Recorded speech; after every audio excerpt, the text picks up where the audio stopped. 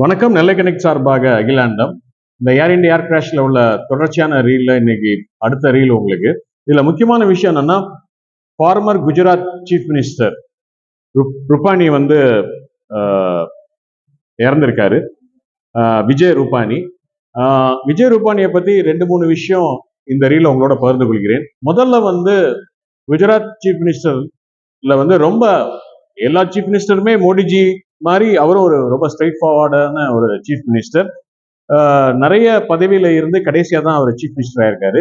அவருக்கு ராசியான நம்பர் 1206. அவருடைய 2 வீலர் பாத்தீங்கன்னா 1206. அவருடைய வேகனார் கார் பாத்தீங்கன்னா இந்த போட்டோல பாத்தீங்கன்னா 1206. அவர் இறந்த நாளும் வந்து 12ஆம் தேதி 6ஆம் மாசம் 2025. இதை விட ஒரு முக்கியமான விஷயம் என்னன்னா, உங்க எல்லாத்துக்கும் தெரிஞ்சிருக்குமா தெரியலையான்னு எனக்கு தெரியல. அந்த economic weaker section quota 103 constitutional amendment இந்தியாவில் ஆகி அந்த 10% வந்து வீக்கர் செக்ஷன்ஸ்க்கு கொடுக்கக்கூடிய அந்த கோட்டா சிஸ்டத்தை முதல்ல இந்தியாவில் இம்ப்ளிமெண்ட் பண்ணது குஜராத். இவர் தான் விஜய் ரூபானி தான் அதை இம்ப்ளிமெண்ட் பண்ணார்.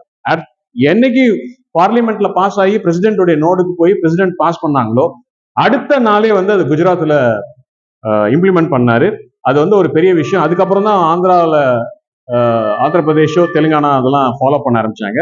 ஸோ அப்படிப்பட்ட விஜய் ரூபானி வந்து ஒரு சிம்பிளான மேன். அவருக்கு வந்து அமித்ஷா நம்மளுடைய ஹோம் மினிஸ்டர் வந்து லாஸ்ட் ரைட்ஸ் அவர் ட்ரிபியூட் பண்றாரு. அவருக்கு அந்த சகல மரியாதைகள் உடைய ஆர்மியுடைய மரியாதைகளோட அவருடைய லாஸ்ட் ரெஸ்பெக்ட்ஸ் வந்து நடந்திருக்கு. உண்மையிலே இது ஒரு பெரிய வருத்தத்தக்க செய்தி. ஒரு நல்ல chief minister, farmer chief minister வந்து இந்த நாடு இழந்திருக்கு. நெல்லை கனெக்ட் சார்பாக இந்த இடபிள்யூசி கோட்டா அவர் கொண்டிருக்காரு. உண்மையிலே அது ஒரு பெரிய விஷயம். நெல்லை கனெக்ட் சார்பாக இந்த ஆழ்ந்த அரங்களையும் இதுல நான் தெரிவித்துக் கொள்கிறேன். நன்றி, வணக்கம்.